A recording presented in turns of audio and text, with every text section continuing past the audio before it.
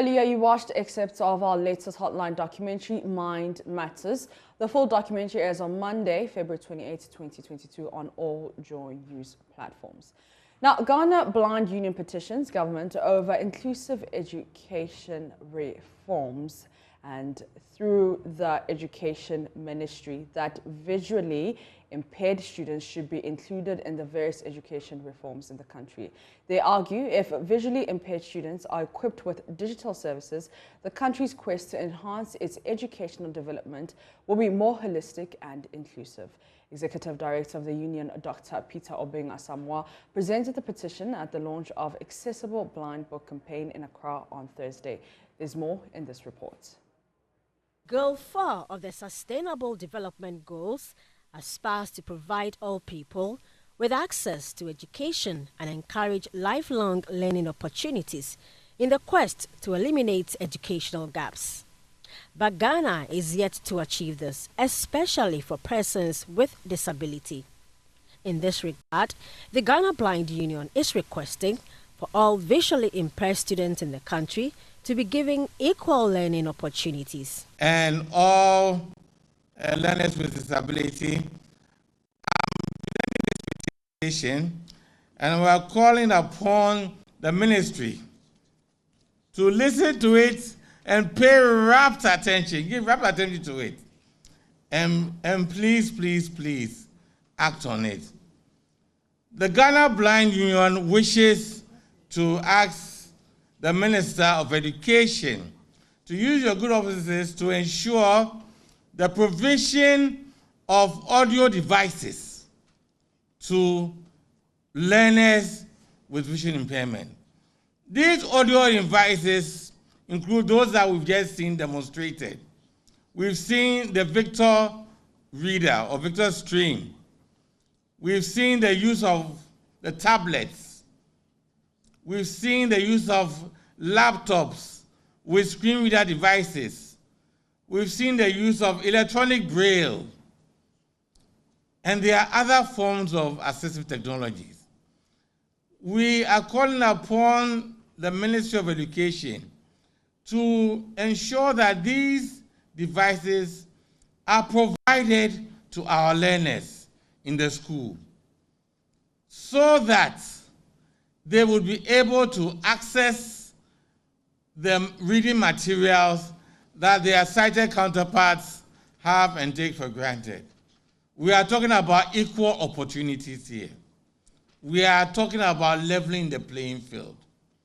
We are talking about allowing blind and visually impaired learners to contribute to their own development and the development of this nation.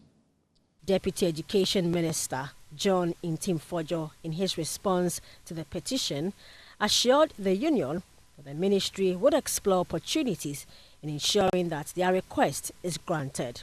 So I would want to start by saying that we'll receive, on behalf of the ministry and on behalf of Dr. Yao Seduchum, your petition, a very solid petition in good faith, and by kind courtesy of Ramatu Salifu and my two brothers, I've had the opportunity to hear the petition 3 times. and so for emphasis purposes, I am very versed with the content of the petition, and I do associate with every paragraph and every word contained in the petition. I will convey same to the Honorable Minister, and I know that he can't wait to address the matters you have raised, and I can assure you, and most honestly and sincerely convey this assurance to you that this petition will receive the attention that it deserves. As a ministry, as a government, we are very poised to ensure that adequate investment is channeled into these softwares, into these devices, and to ensure that we scale up the opportunity. We'll definitely also explore partnerships with development partners who are very interested in our inclusive education policy to also seek their support. A visually impaired student, Gift Nkrumah, shared some of the difficulties she's been facing as a student. According to her, she sometimes has to lend out money to her mates to be able to get them to read notes for her. I'm at the mainstream with our sighted colleagues. And because we don't have access to the print textbooks, we have to beg them to read notes for us. Or when it's time for exercise, they have to read it for us before we write it in Braille. Sometimes, because we cannot read the print, if we call our sighted friends to read for us, they will not mind us until we pay them. Or we buy something for them before they come and read the notes for us. A member of the Ghana Blind Union, Regina Ezilevu, also urged examination bodies, particularly WAEC, to explore technological means to conduct examination for the visually impaired. As a blind person, I think that there are alternative means of writing. Some need large font size so that they can read and then write in large font. So that should be allowed.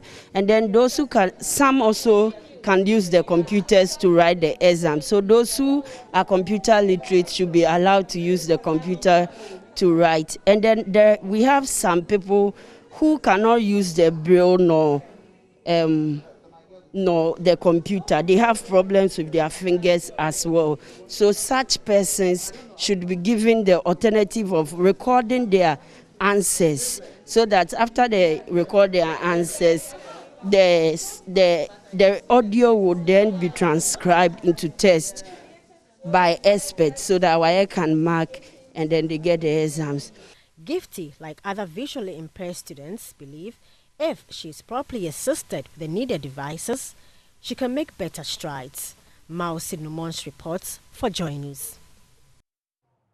You're still watching JoyNews Desk with me, Mapito Sibidi. We'll be back right after this.